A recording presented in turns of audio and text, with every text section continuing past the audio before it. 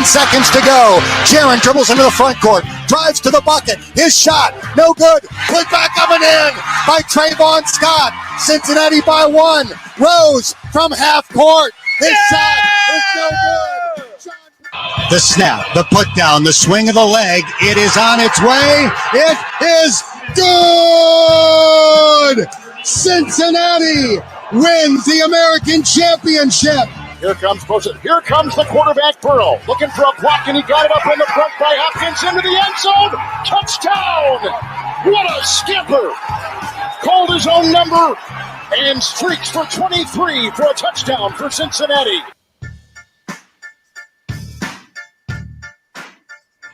Welcome back. So tonight we have a special guest here on Pardon the Punctuation, coming at us live all the way from LA. Luke the Truth Null, former Saturday Night Live member.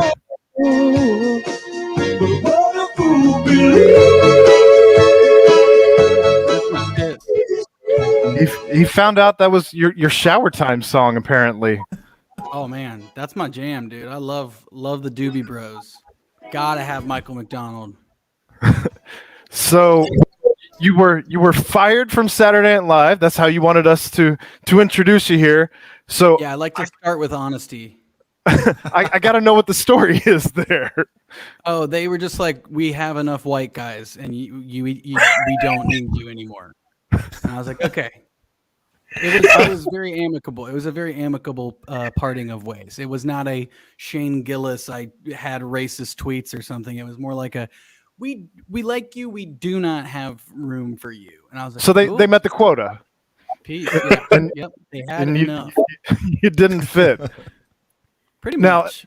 That coming from Westchester, Ohio, you probably got to be a little used to that at this point, right? Being fired? No, not being fired, but being in the large quota of white people. Yes. There's plenty of whites up there. That's where there's actually a white person factory up there in Westchester. It's been humming since the I didn't early days. Is that like behind the barn? It's in Keener Park. It's located in Keener Park. Yeah. I thought it was next to the IKEA. That's a Westchester joke. Keener Park. Yeah. So I got to ask, what's the punctuation that you guys feel like you have to apologize for? Well, Ed can't put English words together in a sentence correctly. So he can't spell, and he can't actually formulate these sentences to make any sense. So I'm constantly like in his tweets, like, dude, nope, that's not English. And that's at least his handle, though. At least he spells chins with a Z, and I honestly am all for that. That's right. So that's right. That's just where it kind of came from. Baby wine going. Ooh, look at that. Yeah, my fiance. Thank you very much. I haven't gotten a ring back, but she got her work gave her quote unquote hangover-free wines, which I don't know what that means. How is that? Can't be real. That's not possible. It's not possible. I don't believe it. There's no alcohol in this or no sugar, both of which would make it not wine. So it's just grape juice. There's no way that is real. Yeah, we're gonna. I guess you can let us know tomorrow. Yeah, exactly. I stopped at March 1st, and I got an Astra Bomb Pop. Okay. Ooh, that's a good one.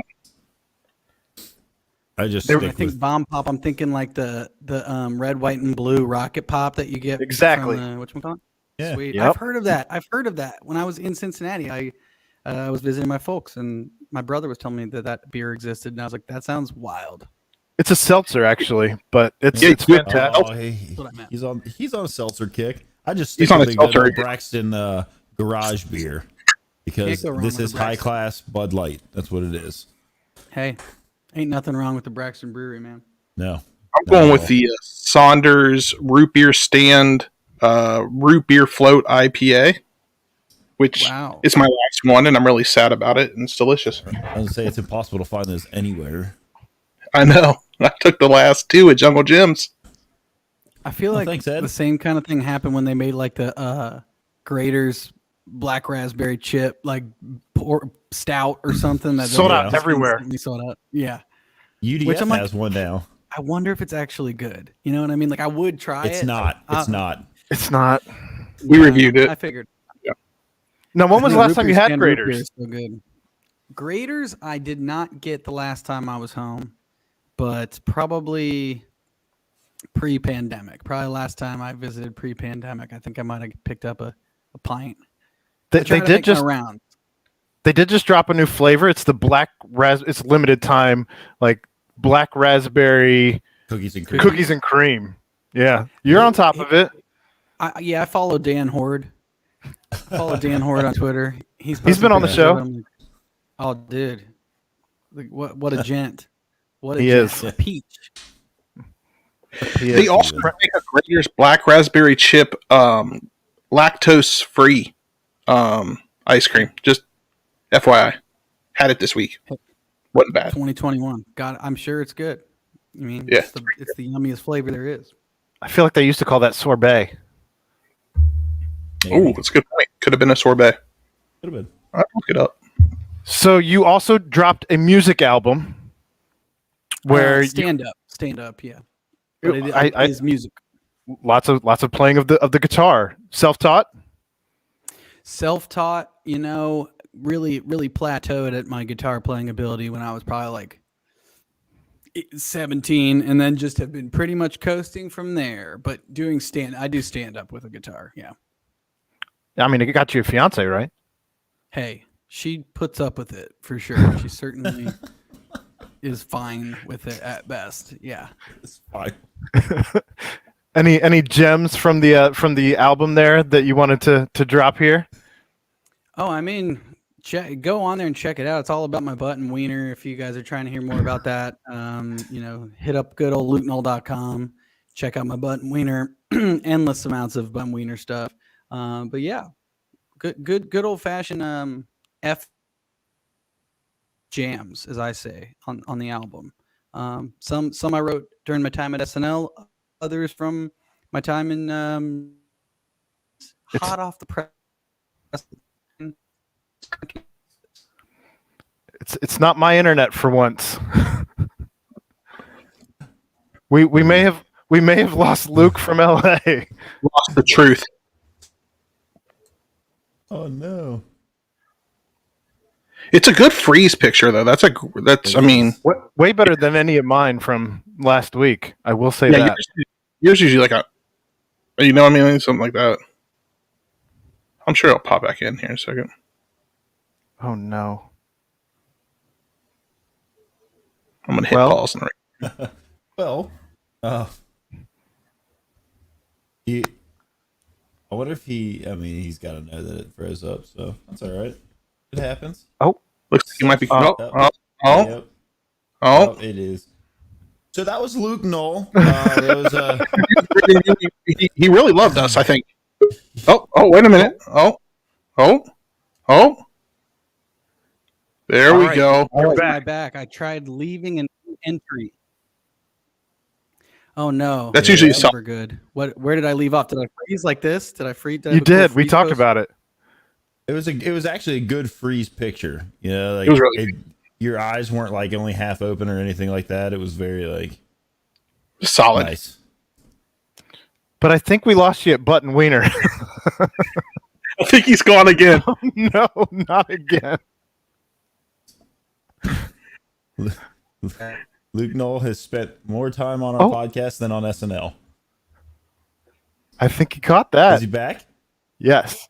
Pretty much. Yeah, in and out. I like come in, drop a bomb and leave. Open up a baby wine and dip the heck out. Yeah. It's that non-hangover wine.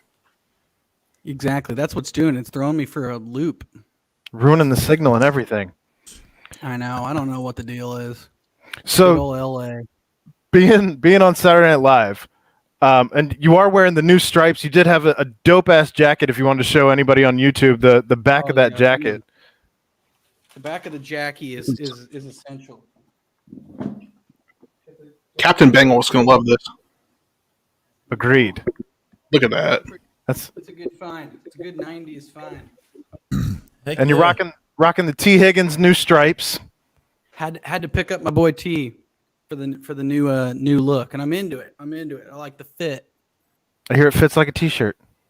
It fits like a T-shirt, which I think is good for when you purchase a shirt that's supposed to go on your body. Every time, That's a good point. Yeah, As opposed to like the old jerseys though, where you kind of like just floated around in them. yeah, kind of a moo situation in the old ones. Yeah, it's kind of You guys floated around in your jerseys? Yes, Ed. We did. Oh, okay. I must have bought the wrong jersey. I don't.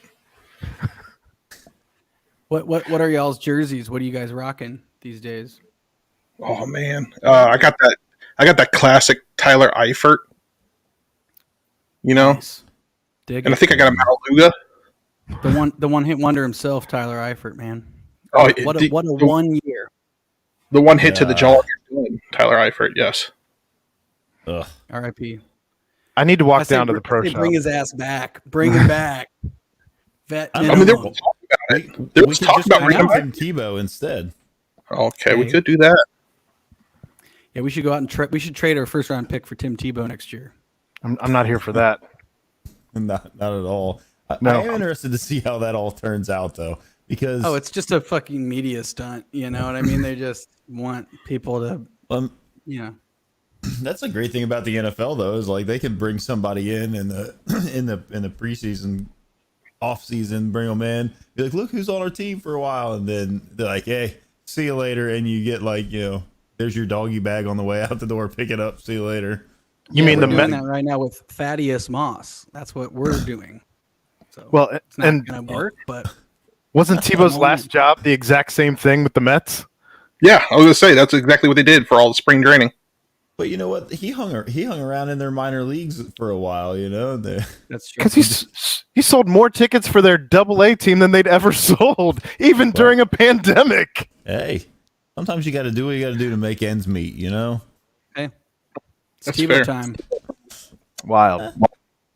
So you call yourself a sports fan. So what kind of early memories do you have of some of the teams around town?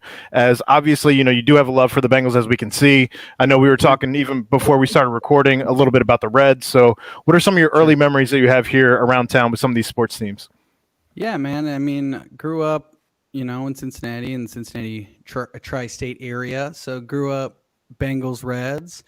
Was excited about FCC, obviously, until the wheels have they've really embraced being a Cincinnati pro sports team. They really took it to heart. They must have gotten an email from the Castellanis and Mike Brown to be like, hey, we kind of thing we like to do around here is just never give anyone any reason to ever pay attention and just take their money. And so FCC is like, we hear you loud and clear.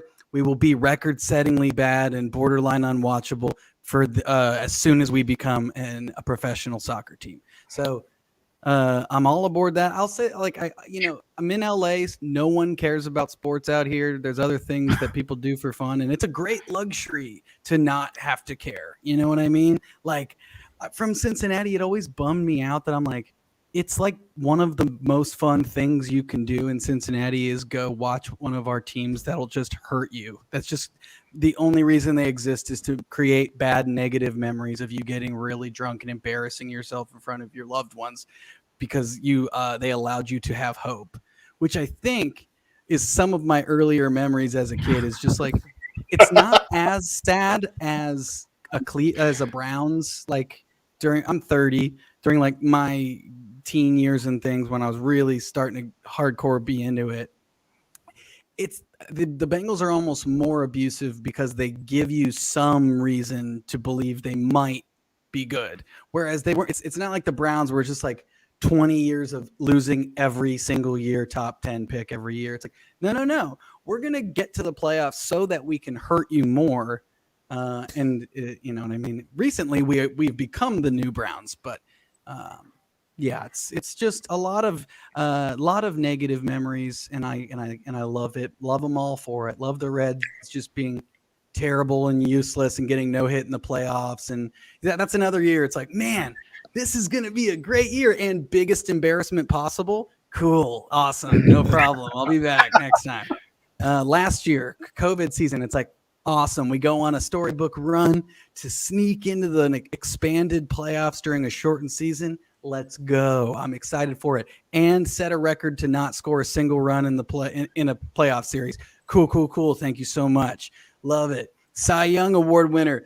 That's something to cheer for, and let him walk out the door and don't replace him with anyone. Literally don't go get anyone to give fans any reason to be excited. I'm a realistic Cincinnati fan, and I will support them, and I also dislike them very strongly for what they've done to me and what they've made me become. So your cynicism clearly comes from Cincinnati sports. It's just so deep seated. It's just I've been proven right every time, and so now I'm just like an abused animal in the corner. Just like anytime someone tries to pet me, I think they're trying to hurt me. That's how I am with the Bengals and Reds at this point. Where it's like even when it's fun and like yesterday, if anyone watched the Reds games yesterday, it was like a 14-1. It was like super mega baseball out there. Like it was just an arcade game. We're just teeing off on a high school team. And then of course I haven't checked what the final score is, but I'm sure we lost today. Yeah. 7-2 in the top of the ninth. Yeah. Sounds good. Sounds about right. Yeah, of course. It's just anything that's good is equal with something equally embarrassing. You know what I mean? That's such is the life of a Cincy sports fan. I mean, every reaction. Every reaction gets an equal and opposite reaction, right? Now, do you get into any of the Cincinnati college stuff? Cincinnati college teams? I went to OU, so OU, yeah, baby. We went dancing this year. We got a win. We got the last 3 times we made it into the dance, we've got at least one win every time. So, the OU Bobcats, Maction.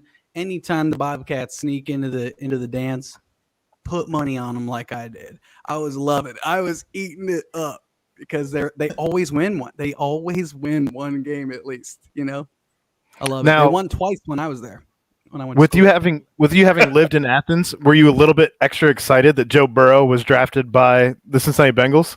Absolutely. I love Joe Burrow so much already. Just like the fact that he's an Athens kid. I love it, dude. I love it. I think he can kind of be our LeBron. I hope he's Cincinnati's LeBron. And just like Texas, and just like in spite of all odds, just takes a dead animal across the finish line just once. We only need one. Now, does that mean he has to leave and win more times somewhere else in order to come back and win that one? Whatever it takes, whatever it takes. He's 1 year in, and we are already doing our very best to ruin his life. We are doing everything we can to hurt him and destroy his career, and we love him, and he's our shiny toy, and we love the guy, and he's the best. And yeah, it's just look at the last 50 years. It's gonna be bad. We're gonna hurt him. He's gonna come back in. You know what I mean? Like it's just. Nothing good can happen. It's Bengals. It's being a Bengals fan. There's no. But what if we win one? What if we win one? Honestly, my measure for success is like if Joe Burrow gives us one single playoff win. That's all I'm 30, man. I haven't seen one playoff win. Not one. I'm 30. I've never seen the Reds win a playoff series. They won in 94 or something. 90. 90. Yeah. That was when they got the series in 90. Yeah. But they won a playoff series in 94. Oh, yeah.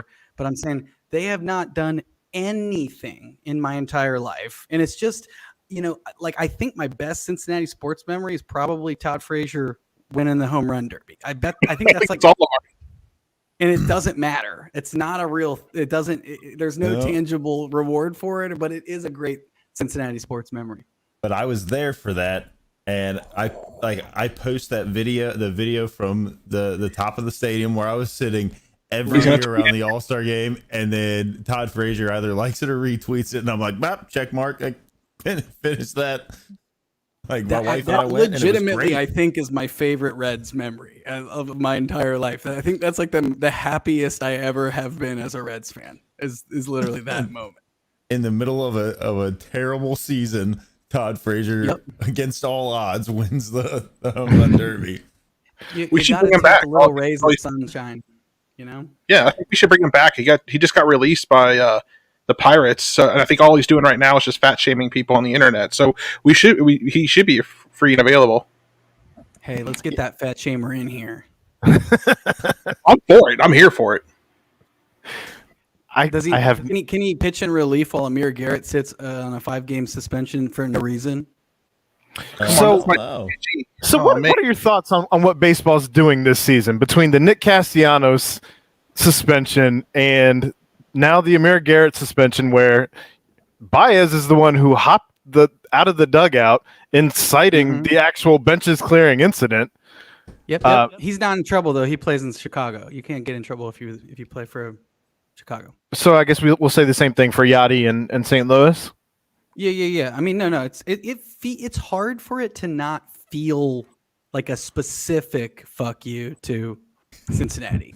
It's, you know what I mean? Yes. Like, it really does. It's hard. Like, did you just see the MLB slam the door on Alex Blandino doing the standoff for they're like, never again. We don't want to. They're oh my, it's like, dude, people clown on the NFL for being the no fun league, but the MLB is the absolute reigning champ of making sure that their product is not fun. Too much patriotism. We're not behind all of your patriotism. 5 minutes. Exactly. You run-ruled patriotism. Yeah, they were like, it seems like a team is having fun. Do we want to punish them? Cut them off. Cut it off. If it had been the Dodgers and the Padres doing that, they would have like blasted it all over ESPN and it would have been like the greatest thing ever. But because the Reds were involved, they're like, nah. Yeah. No. Great these guys are over here. Yeah, they're great. Tatis is pretty rad though. I love Tatis. Yeah. I went to one of the games where the Reds out here playing the Dodgers last week, was it? 2 weeks ago? Yeah. It was great. Got to witness a Jeff Hoffman 6-5 victory. And honestly, it was great. If you ever get a chance to catch a game in Dodger Stadium, it's honestly the best stadium to be an away fan in, because the Dodger fans they're very non-aggressive and they're not like they don't really care. So it's like they're just there for their Dodger dogs and not anymore. They don't show up until like the 5th or 6th inning anyway out there. they really don't care. They're not as diehard. Like, you don't have to be careful. Like I used to live 2 blocks away from Wrigley Field for years. I was there when they won it all in 2016.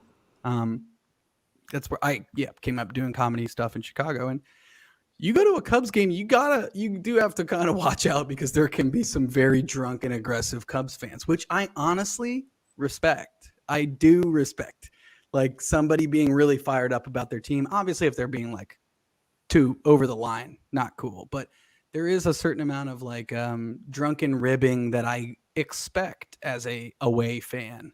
And the Dodgers are very respectful. There was no one jawed at me the whole time, and it was pleasant. It was a very pleasant Dodger loss.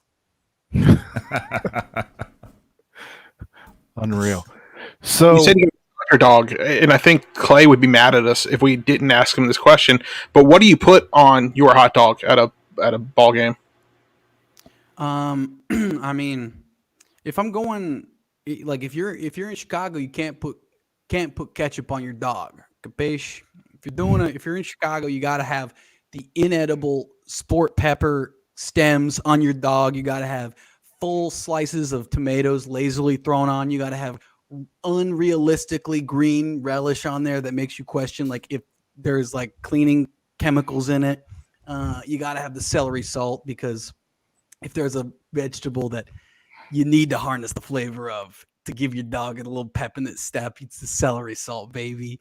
And then a little whiff of mustard on there, and that's a Chicago dog. And not to mention a full pickle spear. Don't cut it up. Don't make it, you know what I mean? You want the entire full pickle spear going down the length of the dog. And I'll tell you what, it sounds like I'm hating on it, but Chicago dogs, I'm all about that. It's no Coney though. It's not a Coney dog, but the Dodger dog feels like the biggest ruse in all of the, it's just clearly they ran out of big buns. Do you guys know what the Dodger dog is? No. You're familiar with it? So the Dodger dog is like that. It's their big thing that they serve at Dodger Stadium. And it's a really long hot dog that sticks out like 2 inches on either side of the bun. So it's just like a cartoonishly long hot dog, nothing, very standard hot dog that's just in a normal size bun. And that's what makes it a Dodger dog. But it feels like they just ran out of big buns and they were like, this will be our thing. Just big hot dogs with normal buns. Don't tell anyone that we ran out of the big buns. And this is, but yeah, I mean, anything I can load it up with. Give me ketchup, mustard, relish, any packets you got to give. I'm here for it. Load it up. So is that how they're doing it now at the stadiums? Is when you've been, is there everything's in a packet as opposed to like just going to the station? Right. Yeah. They give you just like a handful of packets, but it still felt good just to be back, even with a reduced capacity. It still was just like, oh man, it's nice just to go to a game again. Fair enough. And you got to see a Jeff Hoffman win. Got to see a rare Jeff Hoffman win, baby. Did you ever in your life think you would see a Jeff Hoffman win? I hoped I wouldn't have to see Jeff Hoffman at all, but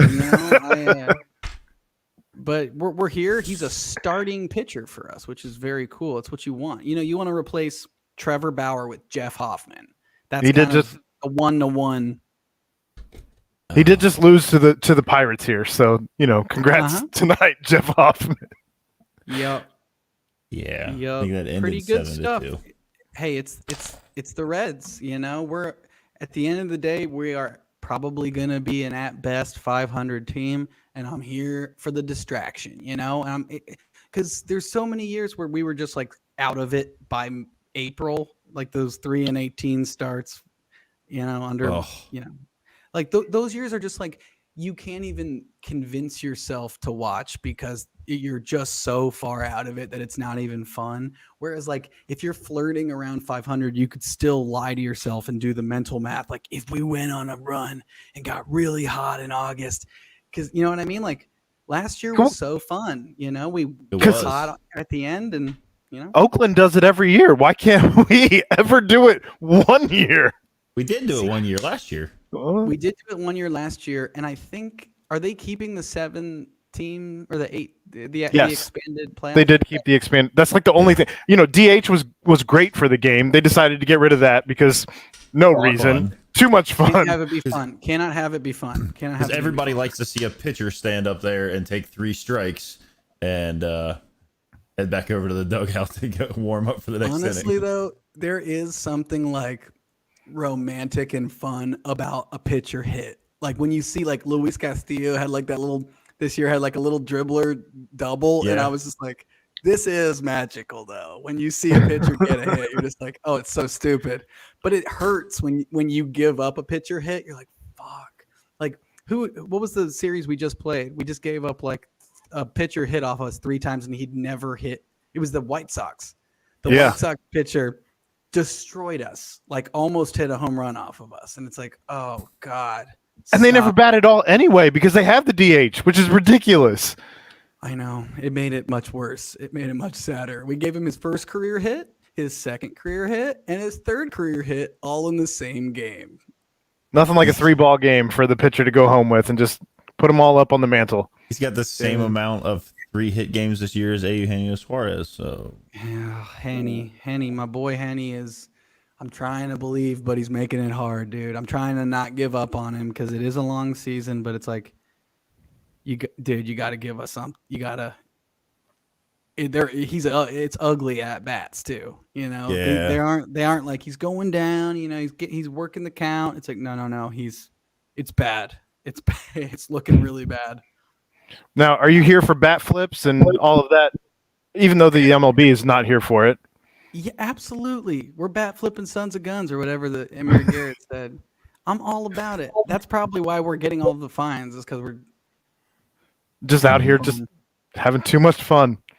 Not allowed to have fun. That's like, did you see there was a tweet that kind of went semi-viral of like I don't know if it's a semi-pro team or it was a college team or something. Kid blasts a home run, turns around and like tomahawks his bat back towards the dugout, and he's like, giving it the Hulk Hogan, and then around the bases, and he jumps up in the air, slams his foot on home plate. Everybody falls over like a touchdown celebration. It was great. And then he got ejected. I thought that was going to end with like he jumped up on the base and tore his meniscus. Like I thought it was going to end. He wasn't in Cincinnati. It's fine. Right? No. If it had been somebody from here, it would have been like a career-ending injury. I think our only hope is my only hope, at least at the start of the season for the Reds, was like maybe the Central will kind of be crappy and we'll be able to. The winner will have like 90 wins or something where it's like, no, the Cardinals and Brewers are good. They're, as always, they're going to be good because they get to play us and the Cubs and the Pirates 1,000 times. So it's like, okay, yeah. And the Cardinals stole Nolan Arenado. It's almost like they're trying to win games. It's almost like their front office is like, we should try to pay a person to come here and play for our team that's good. And we're like, we should let people leave. It's ridiculous. Now, I know we talked a little bit about the Bengals already. Were you team Chase or team Sewell? I feel like I know which way you're leaning here, but were you team Chase or team Sewell? So, I was, what I really was either one of them would be absolutely great. I was like, I think if we grab either one of those guys, I will be through the roof. I thought that one of them would be gone by the time it got to us, and that the decision was going to be a lot simpler, and that the Bengals Civil War would be for naught. Like Kyle Pitts going number 4, I thought was a bit of a surprise. I thought maybe they would snag a Chase, would snag a future Julio type guy, but I'm all about it. I love the Chase grab, and I just. Obviously all of Twitter was just clowning on the Bengals for getting him. And it's like, Joe Burrow's going to die. It's like, he was going to die with Penei Sewell too. You know what I mean? There's 5 guys on the line. You know what I mean? Like, I don't know, man. I just feel like with Chase, we've seen him work with Joe Burrow, and there's so much reason to be excited about it. And at the same time, it's like, Penei Sewell, everyone says he's a dog. Everyone says he's this generational dude, but it's like he played at Oregon, man. Like, and he played 2 years of college and sat. You know what I mean? Like, yeah. Don't get me wrong. He's probably going to be a monster. He's probably going to be in Detroit. I mean, exactly. But it's like people say that about the Bengals too. I just figured. I don't know, man. I figured if this. Jackson Carman is even okay. If he comes in and doesn't look totally terrible, I think it's a good move. I think it was the right move. And he's from Fairfield. I did. And I love it. I'm rooting for the guy. I hope he does well. And the thing that I feel like everybody was shitting on him because he's a tackle. He was listed as a tackle, and everyone's like, he sucks. His arms are too short. It's like, we don't need a tackle. We're set this year. If you go watch the game where Joe Burrow got hurt, guess what? It wasn't Bobby Hart that got him hurt. It was Michael Jordan. The interior. It was Michael Jordan that got him hurt. It's our guys in the middle. You know what I mean? And so it's like we don't need this kid to be a good tackle because we don't need a tackle right now. We need a guard. We need an okay guard, and if he's an okay guard, it'll be a huge upgrade. But how'd you feel about them taking a kicker with the 5th round pick? Let's go. I mean, here's the thing, though. If this kid comes in and if this kid ends up being a next, A-tier kicker, then everyone will be like, yeah, of course. Why 5th pick? What a steal. If he ends up being not even Fat Randy. Yeah. If he ends up being the thicker kicker, Yeah, here's the thing. I'm not even hating on, like, obviously Randy gets dogged on a lot, but I'm like, Randy wasn't that bad. He gave up. He's super unclutch, which is the worst characteristic you can have as a kicker. But he wasn't like the end of Nuge's career where it was like, dude, you're missing every extra point. Like, I remember going to see a game. It was like 2018. Or I don't remember the last year we had Nuge, maybe 2017, and it was a game against Buffalo, and Mike Nugent missed 2 extra points and a field goal, and I think we lost by 4 points or something. And we're like, dude, like, he missed just like a chip shot field goal. You know what I mean? We're just like, oh man, like Randy was only really had that one, the season opener last year where he was like real bad, but like where he hurt both of his hammies at the same time. He faked. I would have faked it too if I would. I would have faked it. I would have been like, I'm hurt. It's the reason I'm bad is I'm hurt. You know? We've all been there. It's fine. Kicker injuries are always always suspect. Because no kicker like drills a game-winning field goal and then falls over like, oh, I pulled a hammy. It's always like a shank, and they're like, oh, my ankle. You're like, totally right. Bad. You're totally right. Yeah, it's never nailing a 50-yarder, and it's like, man, it just took too much leg out of me. It's like, no. It's a shame. You're like soccer flopping. Does no one remember the Martin Gramatica celebration where he was done for the rest of the season, though? That's true. But that was Yeah. You might have been a young boy. I know who that is, but I don't know. I don't remember that particular celebration. He was celebrating and he tore his ACL. Yeah. The same thing happened with that dude in Detroit who was celebrating a sack. It was like maybe 2012. He was like he got a sack and did like the almost like the Rodgers belt type move and tore his ACL just jumping. That's terrible. Now you've mentioned FCC, so clearly you follow the soccer club, which I don't know that any of us really truly follow the soccer club. So you may have a leg up here on all of us. Now I do want to get your thoughts on the stadium though, and what it is that they did, because I'm sure you watched the light show that they put online, and obviously. None of us have seen it yet because I don't even know that it's officially open quite yet. But their season opener is this weekend. Okay, it's on Sunday. Yeah, They had an open house 2 weeks ago. The home opener. Right. I know they've had like the walkthroughs where fans could go and get the tour and everything. And I talked to somebody at work and they were like, "There's no way in hell this is going to be open in 2 weeks ready to go." Like, this is not looking good. We probably should have had hard hats on going through this little walkthrough. And I'm like, Jesus. Then it's probably very similar to the state of the franchise right now. It's like we weren't ready. We weren't ready for this. We weren't pretty on the outside, but that's it. I mean, going into this year, there was like talk that they were like signed. Like, I don't follow soccer like close enough to really know enough about it, but they were like talking about all these guys they were going out and getting, like the one guy that goes by one name, which I always associate in soccer with somebody that's good. It just hasn't panned out, I guess. I mean, yeah, it's you got to at least like that they're trying to go get different shitty players to be bad, to be the worst. So it's like, you know what I mean? It's very much they're a Cincinnati franchise through and through. So it's like I don't care about soccer at all. You know, I grew up not really. That's something I was on my radar at all. But my brother and my cousin both had season tickets when they were in Nippert. And I went to a handful of those games when I would come back home and visit, and they were so fun. You know, were you a Bailey guy, like sitting in the Bailey? My cousin was in the Bailey. She like ate it up. Like, she's an animal. But my brother, you know, had season tickets. I ended up getting my brother season tickets the following year. Like, when they were in the USL and they were like selling out and there was all this buzz, it was pretty fun, man. Like, it's fun being like a big fish in a small pond. And then like when they got the MLS bid, I was really excited and, you know, was just excited to have another Cincy team to root for, you know? And I was like, if there's anything to go off of, they really were trying to trying to win, in the USL, and it seemed like the ownership wants to have a winning team in the city, which could be fun, but it's like, nah.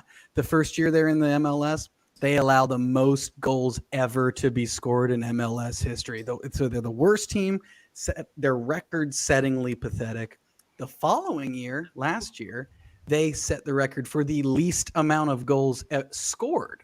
So they went from worst defense of all time to the following year, the worst offense of all time. Those are the first 2 years in the league. Well, so this is year 3, and now they've pretty much burned out all of the goodwill of people being like, we just need to not be the worst. Can we just not be last place? And what the players are telling them is, no, we are going to be the worst again. We want to be the wooden spoon yet again. So, but to your point, that's very on brand for Cincinnati, right? They're going to fit right in. They're really doing a good job. Yeah, they're going to. That stadium when the lights aren't on, it looks like a prison. Hey, you know what? Look, the rest of them. Like Paul Brown. Paul Brown is a prison. You know what I mean? It's anyone who gets. I feel bad. Like, I love the Bengals. They're my favorite. I'll root till them till I die. I'm like, part of me thinks that we're just straight up cursed. Something about it is like, until they forcibly remove the Bengals and move us to Oakland or something, or whatever. If we become the whatever else Bengals, I'm following them. I don't care. I'm just maybe that'll reset the juju, but clearly this family running the team they don't care. They don't care. They're never going to win, but who knows? Maybe Joe Burrow. Now you live in LA where they actually have several good soccer teams. Sure. And not just one, but 2 good soccer teams. So are you going to be venturing to those stadiums to watch the Cincinnati Football Club play? I have. In full kit? Full kit. I had all my gear on, had all my stuff on. My buddy, who's a big LAFC fan, Will Ferrell owns the team. He was like, hey, man, I got some tickets, but I'm not going to the game. Would you want to go? They're playing FCC. And I said, absolutely. Give me them tickies. I see the tickets. They say row 1, seat 1 and 2. And I went, life is good. We're about to have the best seats in the house. From Will? No, not from Will. I wish. Well, I mean, in all fairness, with the Saturday Night Live connection, I didn't know. I should have just called him on his Nokia phone, man. Should have called him on his phone. Nokia 5165. Yeah. Yeah, hit me with some free tickies, baby. But I go there with my fiance. She doesn't give a crap. She could care less. And I arrive and I see that our seats are in their hooligan section. Right? Oh, no. And I'm like, oh, no. I'm pit in my stomach. And I'm like, I walk into the belly of the beast, man. I go in and we start walking down. We start descending. I'm wearing the FCC colors. These 2 dudes stop me and they're like, what the fuck are you guys doing here? And I was like, oh, yeah, our seats we're down there. He goes, yeah, no. You see back there in the corner? That's where you guys are sitting. And they're where the away fans are. And I was like, okay. And he's like, I'm just telling you this because I'm trying to be nice to you guys, because if you keep going down there, people will fuck you up. People will fuck you. So and those aren't your normal LA fans, like LA Dodger fans. Dude, they're animals. The animals, the supporter section is animals. So, and they were the best team in the league last year too. So I was like, as we're leaving though, people are putting hands on us. People are pushing us up the stairs. Caitlin, my fiance, she's like, I will never go be an away fan with you ever again. I'll never. And the thing is, she's 100% justified in saying that. It was a bad situation, and it was my fault, 100%. And that was their first year, and of course, we just got demolished. We just got wrecked. But I'll support them because I root for losers. It's kind of my favorite thing to do. Unbelievable. Yeah. I can't even imagine what that experience is like. You go to a Reds Dodgers game and people are like, hey man, you want to come sit over here? have a beer with us? And you go to that, and they're like, it really is so different. They were really so friendly, and everyone in the Dodgers really like. It was very fun. LAFC will kill you. They'll kill you. Yeah, they're like Raiders fans.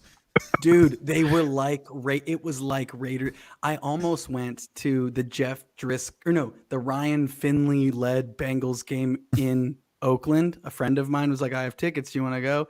And I asked Caitlin, I'm like, "Would you want to go?" And this was right after that. She's like, "You want to go to the Raiders?" No, I'm not going. I'm not. She's like, "Are you going to wear your Bengals stuff?" I'm like, "Yeah."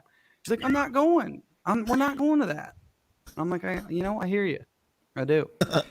What's even funnier is like the Rams were in the Super Bowl a couple years ago, and you would never know. Like the city doesn't care at all.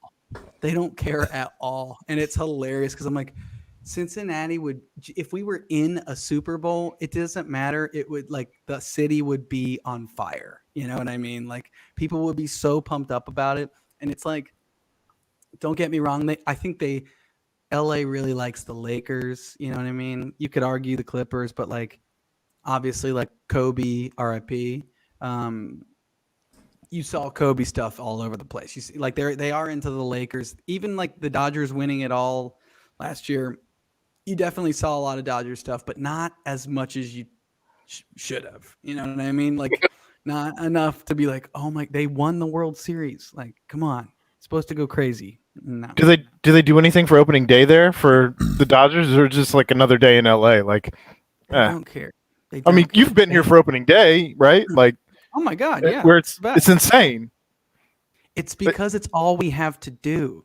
People here are like, it's beautiful outside all of the time. There's parks everywhere, the beach. Like it's, there's just, it's just marijuana's legal. Marijuana is Bud Light here. Yeah, you don't get me wrong. I'm like, I love the Midwest. Like I loved obviously growing up in Cincinnati, but came up my adult years in Chicago, and I'm like, the Midwest is great because it's built to drink in. It's designed to get drunk in, whereas that's not the case out here. It's like you kind of have to work for it a little more. Where it's like Chicago, it's like we built all the bars next to the L just to make sure that you can just drink nonstop and then get off and walk 10 feet and continue drinking. Where it's like, I respect that. I'm into that. You said you were in Chicago whenever they won the World Series. Was that more like what you would imagine Cincinnati would be like if we were to say win a playoff game? Just make the World Series.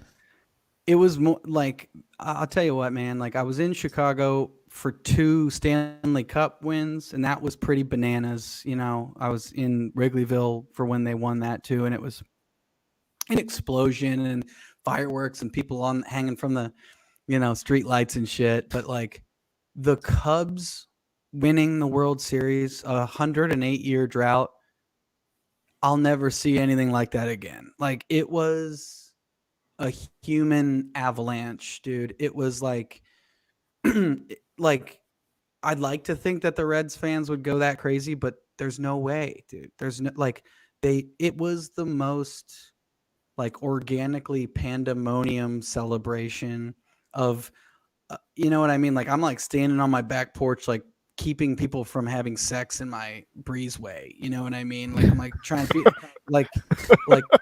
I'm saying there was like a human river, dude. Like, and it was just you know what I mean? I don't like the Cubs, but I was like, I gotta be happy for the Cubs tonight. You know what I mean? I was like, I'm part. So it was Bonnaroo outside. I'll say we have to keep people from having sex on the Ferris wheel.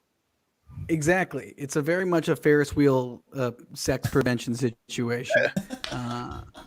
I'd like to think that I do think if the Reds won, it would be obviously a huge deal and people would lose their minds. But like, yeah, 108-year drought it's different. And then I remember just like I've been in enough cities now to see other cities' responses to championships. I've seen the Lakers win. I've seen the Dodgers win.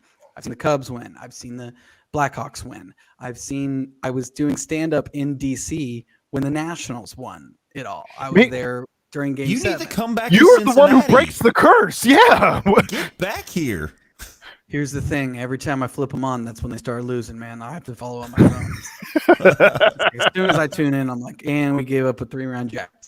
No, I don't know. I guess maybe it is, man. I guess maybe but I'll tell you what, I've seen enough other cities be happy that it's almost made it's made me kind of double down on my Cincy fandom. I'm like, there will be a day someday where we will have our Cleveland, eating horse crap type moment. Like I hope that I'm alive to see something good happen, but 30 years of data has led me no. The answer is no, we won't. But will you be back to Cincinnati when it happens? Oh, I've told Caitlin this. I'm like, if the Bengals make it to the Super Bowl, I'm taking out a loan. I'm going to the Super Bowl. I'm not, you know what I mean? Like I'm not missing it. I want to go. I'll go watch us lose. I don't care. I'm gonna be there.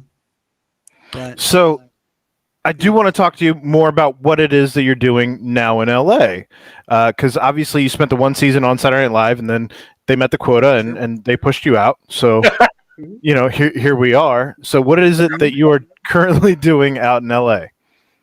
So, doing lots and lots of stand-up. Obviously, COVID was really cool to be a live performer. Auditions and stuff are coming back. I'm auditioning for TV and all that good stuff. So, trying to throw my hat in that ring again. But definitely the main thing I've been doing is mostly stand-up stuff. And touring around, obviously, is like just starting to come up again. So, I'm hoping that that the country gets more cool and that they do open up more venues and stuff, and then I can hit the road again soon. I'm in Austin at the end of the month. That'll be my first club gig back. So yeah, that's on my website too. But yeah, it'll be good to just kind of get back on the road and be performing stand up again, because man, oh man, it's definitely going to be the last thing to fully come back, because who would think that jamming as many people as you can into a dark basement is not conducive to a global pandemic? You know what I mean? It makes sense that, yeah.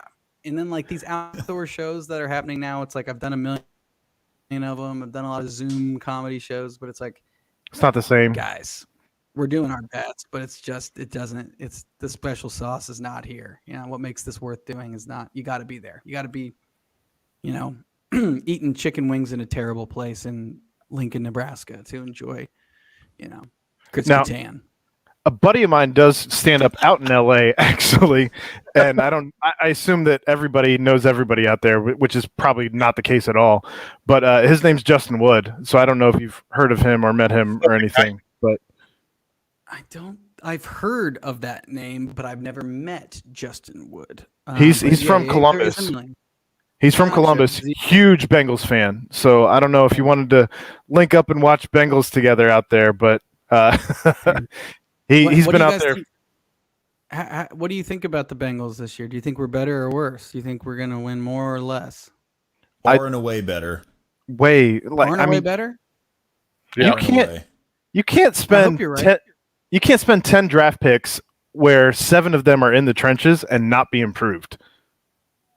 Well, I don't know. I mean, I also think people. I think people are discounting also the fact that they bring back Frank Pollock, who listening to him talk, and he's like, I watched a lot of film and I've seen some things that I want to, adjust and change and maybe teach some techniques that weren't used. And it's like, you mean like just blocking in general? Is that maybe something that we want to bolster? I hope to God that you're right, and everybody is putting all of their chips all in on Frank Pollock, this Frank Pollock hire. When you go back in time when we had him before, and like the PFF rankings are like 28th, like we weren't good when we had him before. You know what I mean? Where it's like, I want. They don't call you the truth for nothing. Dude, I'm trying to come with like at least some history here.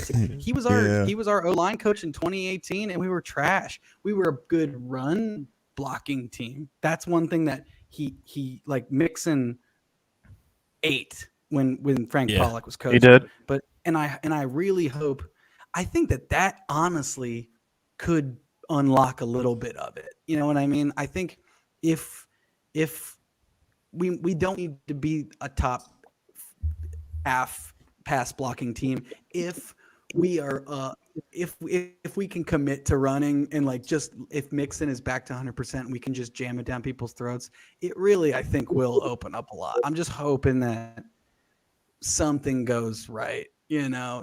Because people dog on us for never drafting O linemen. It's like, dude, look at our track record. We've in the last 10 years, we've used first round picks and second round picks on linemen, and they just have not worked out.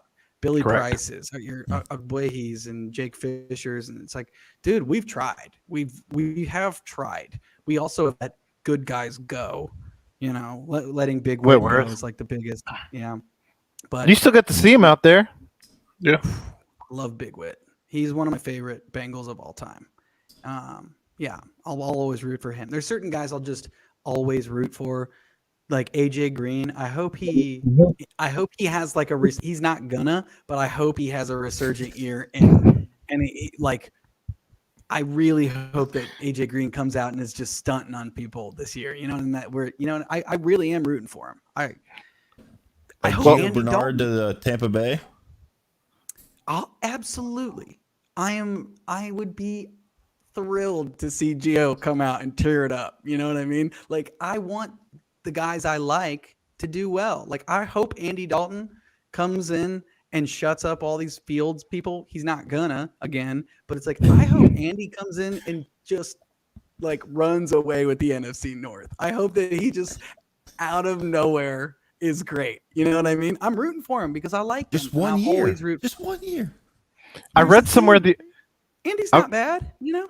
No. I was going to say, I read somewhere the other day that they said if Andy had the stats that are the back of his football card in Chicago, he would be a top 5 quarterback for Chicago all time. All time. He would be number 1. Like maybe Jay Cutler would have more yards and TDs than him or something, but like their quarterback history is garbage. Trash. Like if Andy could be even like 2012 Andy, where it's like, just don't throw 20 plus picks. I don't remember how many picks he had that year. It's probably bad, but I'm like, you know what I mean? Where I'm like, Andy, if you give him 2 seconds, he makes good decisions. It's if he's under pressure, he'll fold like a deck of cards. If you remember the year he broke his thumb, he was in an MVP conversation. That was our year. That was our year, man. That was 2015. That was the year the Bengals, I think, came the closest to having like an actual contending team. Over the Chad, Carson Palmer, Chris Henry, TJ Hushmanzada year? That was the 05 Bengals. The 05 Bengals would be the other one for sure. I think that's the other one. But I think that healthy Andy. I know Andy playing that Pittsburgh game. We don't even play that Pittsburgh game if Andy was healthy the whole season. We have a first round bye that year if Andy doesn't get hurt. Well, and keep in mind that the Steelers were the team that took out Andy as well that same season. Oh yeah, I mean we took them out too in terms of, if you don't remember, like they went and played Denver the next game, and Antonio Brown was out because Vontaze Burfict knocked his personality out of his brain. Dude, like the defense, he knocked the soul out of him. He knocked the soul out of that dude. Like, he put a different personality. He was never the same dude mentally after that. Like, he was crazy. He could have knocked. I just saw a clip of him like playing football against Tekashi 6ix9ine. Antonio Brown? Yes. No. What? He's a wild man. They were like he was running rounds against him in this indoor like football facility that had like graffiti sprayed on the walls, and like Just Hello. it's just two pariahs being dudes. Just dudes being dudes. I mean, So- I think like the 2005 defense, I don't remember a ton about. Who did we have? We have Thurman? We had, I don't remember. We had Ray Mauluga yet? No, Should have been Keith. I want to say it was Keith Rivers. Keith Rivers. Nope. No, I thought he was later. I thought He was later. knocked out. Was it Right. was it Delta O'Neal and It was Delta O'Neal, Odell Thurman, Landon Johnson, John Thornton, Robert Gathers, Corey James. Gathers had the some guy. nasty Corey years. James? Also, Kevin Casevaharn. Ooh, there's a name. There's a throwback. He had one Now- sack that year. I would throw out that the 2015 defense was just as big of a part of why they were so good that year too. Like, Yep. I think Reggie Nelson led the league in interceptions that year. Like, he was disgusting. He was just all over everywhere. Picked Ben off Pac-Man every. Jones, Yeah. so many clutch Big Ben picks. Speaking of Pac-Man, what if that fight would have happened? Chad Johnson versus Pac-Man on the Floyd Mayweather Jake Paul card. Mm-hmm. Yeah, Pac-Man would That have would- killed him. Pac-Man would have. Yeah, oh yeah, for sure. Sweet feet Like- Chad would have been gone, but yeah. Like, have you like- seen Pac-Man play football, dude? He is berserk. He's crazy, dude. He'll I've hurt seen Pac-Man in a you. club. He'll hurt. Chad yeah. Chad would have trained on McDonald's and tried to take his hat, and that would have been the end of it. Like, I mean, I Well, it's mean, like dude, it's like that Pac-Man clip is, of him hitting. Pac-Man's a dog. For It's sure. like the clip. I just see the clip of when Chad tried to block Ray Lewis, and Oh. he gets laid out, and then he goes back to the sideline. And he's like, I tried to block Ray, and he just Who was that? hit me. I lost. And they're like, what were you thinking? He's like, I don't know. I turned around. He was right there. He just knocked my lights out. Help. That's my Do you favorite remember hiccup. Do you remember the game where they interviewed him after the game? They interviewed Ocho Cinco after the game, and he was like, he did not know where he was. Out of it. Like, You! He was totally concussed. Yeah. Oh, Yeah. dude, that's like, if you ever need to prove it that the NFL is like messed up, show that clip to somebody. And be like, this guy just got done playing a game, and he does not know where he is, and his eyes are bleeding, dude. His eyes are like swelling out of his skull and are fucking bleeding. Where you're like, yeah, the NFL is good. This is good. We should keep doing this. Really what? so I do have. Yeah. Oh, Ooh, there's yeah. a child. Oh, we got a visitor. Get a baby. She likes There to come in you every once go. in a while talking. So I do want to talk to you a little bit more about some of your career stuff, because while we have you here, but what's your favorite skit that you were a part of? That I was a part of, probably I did one that got cut for time that is on YouTube still, that I was very proud of. That was one where I got to be like a best man at a wedding with Jack White, and I like basically the whole bit was that I had banged John Mulaney, who was the host's the bride. You know, I clearly had fucked the bride, and then Jack White was also part of a triple team with me. And so I just remember being like, do you think Jack White would do this sketch with us? And they were like, we'll ask him. And they were like, yeah, he said he's down. He's down to do it. And I was like, all right. So that was very I saw it on fun. YouTube Just getting last to hang night. with Jack.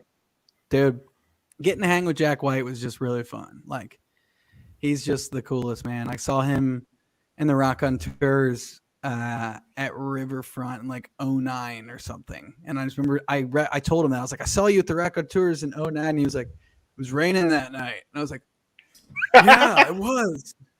I feel like he's Yeah. like a crazy dude who remembers that kind of stuff. Though, like, just I would not put it past him to actually remember that. Like Garth He Brooks. definitely, dude, he made me look very cool in front of my friends. That because like you could have like guests, you know, at the after party and things. which Nice. The after parties are not particularly fun. It's pretty stuffy, but for the most part. But he definitely came over to my table at the after party and made me look very cool in front of my friends. And they were like, "Is this how it always is?" And I'm like, "I assure you, it's not." It's It's mostly Maynard. I'm gonna grab another little baby wine, but I can hear you. I'll be back in like 5 seconds. Very good. I guess the next question I would have for you then, if that was your favorite like segment that you were part of, who was your favorite guest that you had in the year that you were there? Obviously you went through a whole host of them. I think I saw you were in 21 episodes or something like that. Yeah. Yeah, I mean, I was there for a whole season. Definitely got to meet a lot of cool musicians and lots of good hosts and things. I think some of my favorite hosts, typically, if you're if you're in more of the show, which for me could be hard sometimes, just a crowded cast, But the more I was like in the show, the more you get to, yeah, exactly, exactly. The more you get to kind of know the host, and so like obviously the ones that I got like sketches into, and the ones that I got to spend the most time with were like John Mulaney. Loved John Mulaney. He's having a real dark time right now. Yeah, he is. I hope he's all right. I hope he comes out of it. He's a very nice guy, and he really liked some of the sketches that I worked on, and was really cool to me when he didn't need to be. Donald Glover was really cool when I was there. He really put wind in my sails when he didn't have to. Will Ferrell is one who was really sweet to me and really cool. Just being a new guy there is hard. But he I was in one sketch with him, and I beatboxed in this sketch, and he came up to me after the rehearsal for it, and he was like, dude, he just was very kind to me and was just telling me you're getting all the meat off the bone on this one. He's like, you're doing great. This is you're getting your moment here. And I'm like, oh. He was just so nice to me. And Charles Barkley hosted when I was there too, and I love Sir Charles. Chuck. So he was hilarious to be on set with. Just being around Charles Barkley was rad. That was really fun. It's awesome. He's fixed his golf swing. I hope he doesn't. I hope he stays with the. No, he fixed it. He fixed it, and he just played in a celebrity thing, and I believe it was Bo Jackson told him he kiss him on the lips because he was hitting the ball so well in their foursome. Do you think the Bo Jackson curse is real on Cincinnati? Yes. Yep. I agree. I think we've found it. Here's a good question. So I'm not a big Bearcats guy. You guys are all Bearcats over. Obviously, you hate Xavier, right? Yeah. Yeah. Yes. I respect that. I don't know anyone who's a Xavier fan. I feel where is their fan base? Everyone I know is UC. Everyone roots for UC. Do you ever travel to the little town called Norwood? Oh, sure. I've taken the Norwood lateral here and there. But do you ever get off the Norwood lateral to wander around in those parts? My grandma's from there. Oh, I'm sorry to hear that. Okay. My brother's a Xavier fan. Now the question I was going to ask you guys is Bengals and Reds, which one do you think will win a championship in our lifetimes? Which one do you think has a better chance to actually win? That's a loaded question. I honestly Pretty as far simple. as no, because baseball compared to where it was in 1990 when the Reds won, you have so much more inflated money for You're right. the big market teams now that it's just taken off to these different places to where it's very, very difficult to actually field a team that can compete with some of these big market teams, in all fairness. That said, it's extremely difficult for me to say that the Bengals will spend money wisely to also be competitive. I know. Even though there is a salary cap in football. But I don't know. I think Joe Burrow's the truth. I think Joe Burrow's the truth, dude. I should get rid of my moniker and hand it to my boy Joe. I think he. I think the Bengals fluke themselves into a Super Bowl win before the Reds could, right? Because the San Francisco 49ers did it. They didn't win, but they at least got into the Super Bowl. So the 49ers are a good organization. The 49ers have had consistent success. They beat us twice in the Super Bowl. But then Right. The electricity went out, and then they did nothing after that. Like, they were never good after the electricity went out. After the electricity went out, but they're in the Super Bowl then, you know? In my opinion, yeah. So But it's a I'm hot just saying, take. like, I'm with you. I appreciate the hot takes. I think you're totally right. What you said about the Reds, though, where it's like, in order for a small market team to win a World Series, not like everything has to go right. Yeah. And not only that, but everything for a team that's spending 10 times as much as you. Last year, the Rays versus the Dodgers, like they're spending 1/10 of the money. Right. How many times has the Rays been close in the past decade? I feel like they've been there a good 5, 6, 7 times in the playoffs anyway. And then even if everything goes perfect, if everything goes exactly to plan, everything goes right, everything goes wrong for the big guys, then you have a 1-year window where, let's say, the Reds, their farm system is on fire, the rest of the Central sucks, we cruise, we have a 1990 wire-to-wire situation, we make it in, we get to the World Series, we sweep the Oakland A's in 4, no problem, we win the World Series. Then guess what? What happened this year with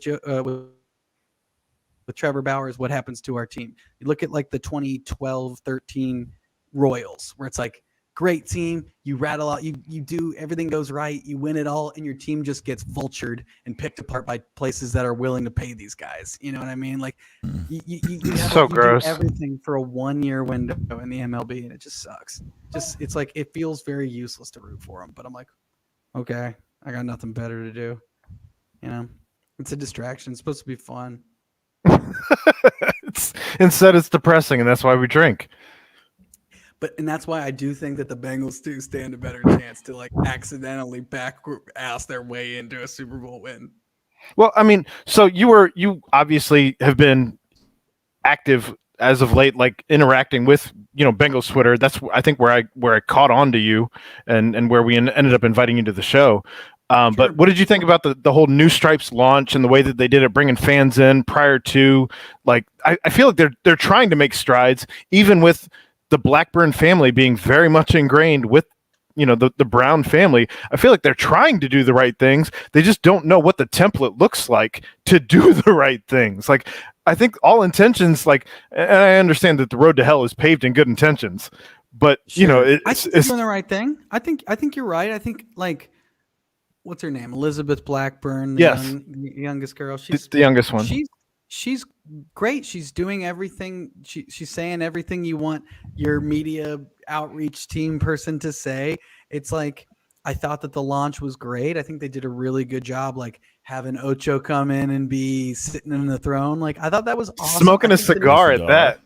I think the new jerseys look cool. I think I think they've done a lot of things right. I think the Ring of Honor is like a no-brainer that they should have done 20 years ago, but like, okay, it's done. Like, I think it's a good ad. These are good things. It's like, I think part of what stinks about, I think they're listening. I think they're listening.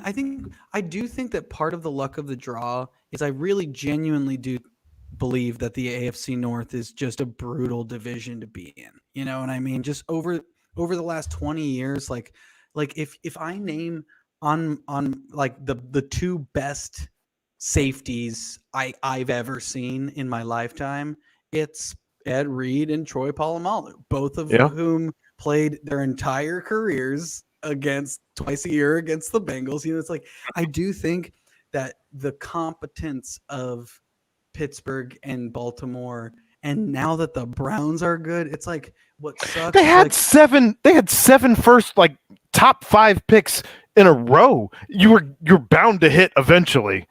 Eventually, yeah. Once you have pick first overall and are in a top 10 pick for 20 straight years, you're bound to eventually accumulate some good players. You know what I mean? Like that's what the Browns did. And you know what?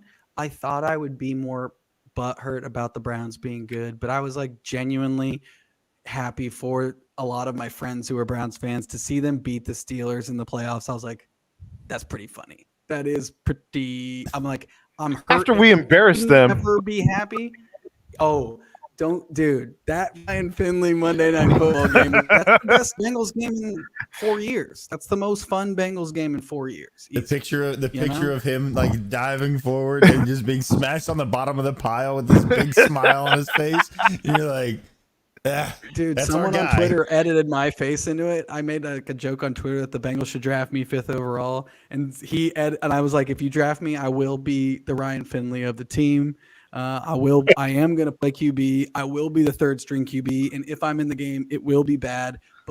And then someone edited my face as into the thing. And I was like, dude, I love Bengals Twitter is fun. I thought you were going to finish the story with, and now it's tattooed on my calf. Mm-hmm. Now I have a full length back tattoo. But it does suck. It sucks that like we're in murderer's row. Like even we could make a bunch of great moves and make a bunch of strides, and it's like, dude, we have to play, Lamar Jackson twice a year. We're gonna play a stacked Browns team twice a year. We're gonna hopefully have one up on the Steelers, but I can't even convince myself that that's true.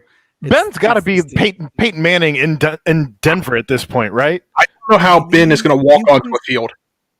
I mean, you can say that, but the dude went 11-0. They started out the year 11-0 last year. You know, but they also lost to Ryan Finley. They crumbled.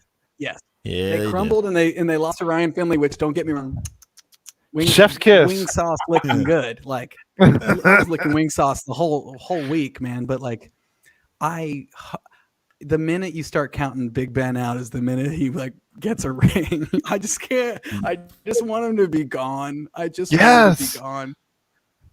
Yes, For sure. So, but I don't know, man. I mean, as we're wrapping up, 6 wins. I really do think 6 wins. That's my in a 17-win season, you think it's only 6? Yeah. Or 17 game season, only 6? Maybe 7. Maybe 7. I think a 7-10 would be a realistic prediction. Yeah. I think I got him in that 7 to 8 range. But I think it's going to depend on 9-8 because I am not being negative this year, Aaron. All right. You are the Jeffamist. I think that 9-8 is possible. It's possible. You know, I think we haven't seen the schedule yet. We don't know who the home games are versus the away games. We also don't know. Right? We also don't know where we are on national television yet. So there are some things to be said for all of those factors. As you know, I think that Joe Burrow is not Andy Dalton, and so if there is a Sunday night, Monday night game, I think that the tides have turned maybe a little bit here as you see Joe Burrow step into the spotlight as opposed to Andy kind of being like, oh shit, here we go again. Don't speak that into existence. Primetime Andy, RIP, man. RIP. In Chicago, I am not excited to see primetime Andy. I feel bad for him. I remember going to that game in 2014, week 16 against Peyton Manning and the Broncos in the pouring rain, Monday Night Football. AJ Green is hurt on the first series. Jeremy Hill rattles off an 82-yard TD run. Like, it was not a great night for Andy, but we still won a Monday Night Football, like with a trip to the playoffs. It was the last game we won that year, and it was the last game that the Broncos lost, and they won the Super Bowl that year. But it was like, I haven't heard too much about you actually being here to experience losing. Everything that you keep saying, we're winning when you are present. The greatest wins hit list over here. Come back. There's only like one comment about Nugent. I talked watching Mike Nugent miss a bunch of extra points in person. Yeah, I've seen them. Trust me, I've mostly seen them lose, but there are a couple of pretty fun nights. And I had a Denver friend come in, like one of my comedy buddies from Chicago drove down with me to Cincinnati for that game. And so I'm sitting with him, and like it was the Drake Kirkpatrick pick 6 to seal the game. Do you guys remember this game at all? Yeah. 2014, yeah. And I remember we made it in the playoffs, and like we're driving back to Chicago, and it was the next day, and I was like, so man, like we've had a little time to digest it. Like, what How you feeling? takeaways? He's like, that's the furthest I've ever driven to see my team lose. And I said, but how did you like Skyline Chili? And he was like, I'm not above it. And I was like, that's all we can hope for. That's all we can hope for. So you just admit. What's your Skyline order? I usually, like, when I come back home and visit, I'll usually over order, and I'll tell you why. So I'll usually get a 5-way, and I'll get, if I can get the habanero cheese on there, if I can get the what is it? What's the? It's regular. I think it's regular. The extreme regular cheese. now. Yeah. Or if they got rid of the extreme cheese, if I can get the extreme cheese, give me the extreme cheese. I also want 2 conies, everything on it, a chilito with sour cream that I will not eat while everything is hot. I'll get home, toss that bad boy in the fridge, allow it to congeal, let it really get into its final form, let it evolve into the Charizard, which is the fully congealed chilito brick. And then when it's nice and cold, you unwrap that foil off later that night, and you pop that thing down as a little midnight snack. You know what I mean? So Do you put spaghetti in your chilito? yes. Yes. Nah. That you got to Here's the thing. do it next time. It's a 3-way in a I've done it. burrito. I've done it before, but bread on bread to me, I'm like, I'm losing room for cheese and sour cream and meat and chili. You know what I mean? I'm like, That's fair. and that's why you got to let it in the fridge. I think if it's hot, the spaghetti makes more sense because it doesn't all sit at the bottom like if you just get a normal one. But if you put it in the fridge and you allow it to kind of become you know how cold pizza is a different food than hot pizza? Yeah. It becomes different. That's how a cold chilito becomes, where it's like it's its own delicious, gross brick of Skyline and cheese and sour cream. Which, come on, That's what I should have done with the conies. I should have let them get cold and congeal, and then they would have gone down easier. Ed ate. He tried to eat 12 cheese conies to have Sean Casey be on the show. Well, he made it to what, 8 in a puke?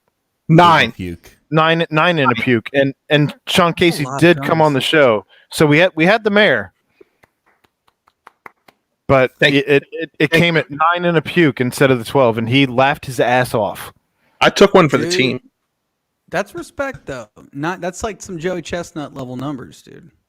Who I also saw do his thing in Cincinnati at Oktoberfest. Oh yeah. What was he eating? It was Kraut? brats. It was brats. Brats, Ooh. Which is messed up. Dude, house like 65 of them or something crazy. I was like he's a monster. Those are rough. And they had a bunch of Cincinnati yokels doing it next to him, and I'm like, you guys are playing around. Watch this machine go. Watch him go. He's just God. They dip the whole thing in water so that the Water, bread yeah. and the they dip it in water so that Doesn't work with cheese. compacts better. Doesn't work with cheese conies. I wanted you to say Geta balls. I wanted it to be Geta balls. I could put away some Geta balls. We've seen you eat, Ed. He busts out I the could put away. fryer, dude. Yeah? Get balls all day. Are you going regular, though, or are you going hot Geta? No, Whatever regular. I can get. As long as it's Glears, doesn't matter. All right. Vegetarian Geta is horrible. That's not even real. My It mom's is. best friend Horrible. makes her own Geta, and she's like, I brought over some homemade Geta. And I'm like, this is dog shit. Go give me that Glears. And if you're skimping on me, give me the Queen City stuff. It's like, it's still okay, but I'm like, I want Glears. This isn't weird. I want it wrapped from the store. Bring it in here so I slice it. You just throw it right on. I don't want it made with love. So were we the first pod this asked you on? Ever? No, from back home. Like Maybe the first like Cincinnati exclusive. I'm trying to think. I feel like I'm gonna hurt someone's feelings because I feel like I feel like I do too many. ooh. I'm kidding. No, but I don't think I've done like a Cincy Sports one. I've definitely talked to like I've hung out with the puppets plenty of times. Shout out to my dudes. You know our puppet boys. Hudgy the Smudge, Electric Smudgy, and Daddy O McDuck. dude. I feel so old right now. I have no Oh, clue. we're talking about, yeah. They're the Bengals puppets, dude. They have their own show. They're rad, dude. Sorry, I spit when I speak. Shout out to it. The podcast. They are two puppets, and they are into the Bengals big time. And one of them still thinks we should start AJ McCarron as a starter. You may have trade him for McCarron.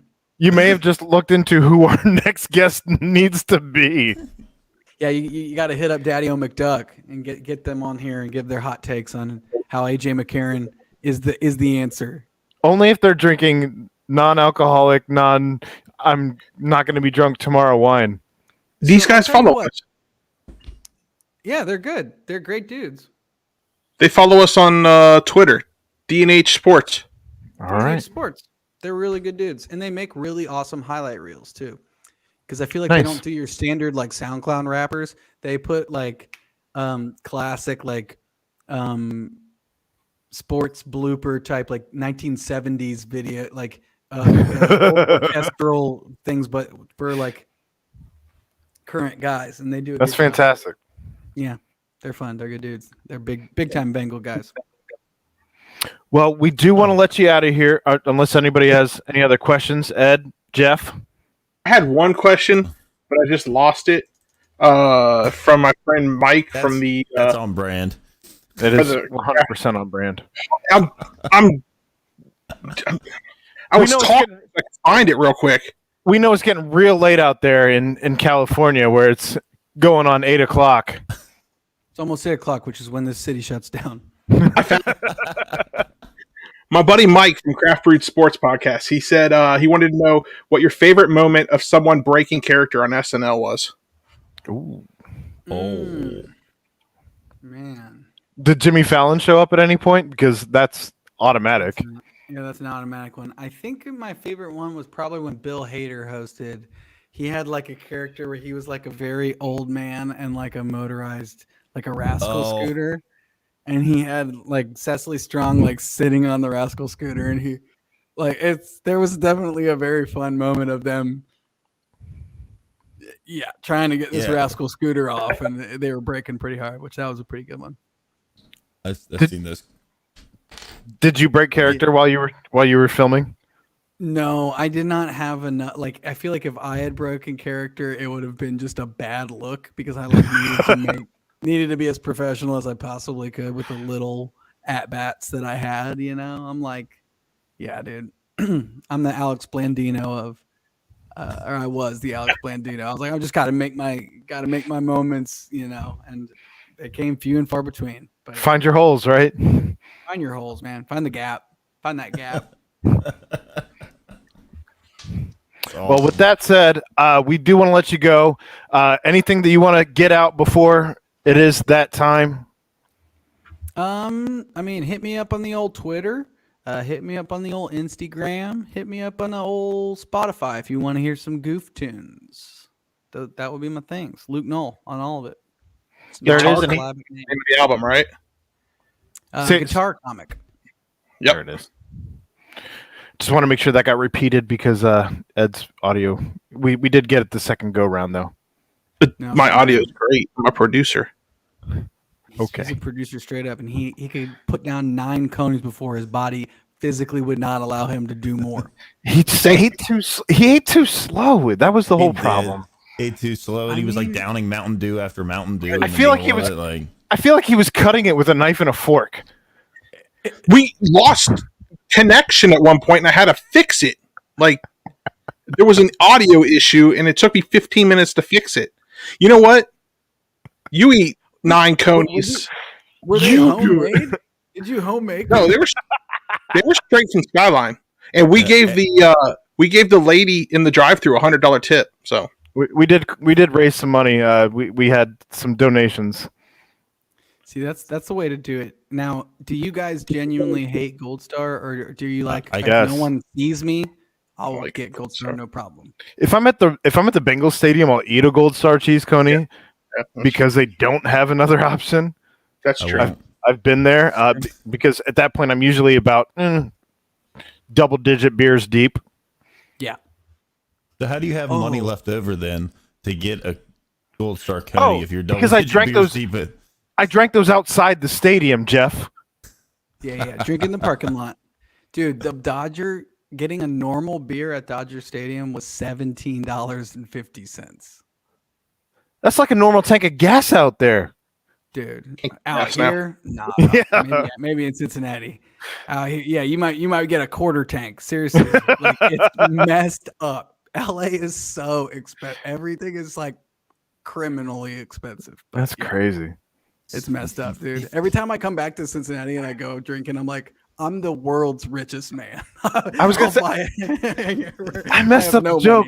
I messed up the joke. It was supposed to be a gallon of gas instead of a tank of gas. I'm the worst. You got no, not at all.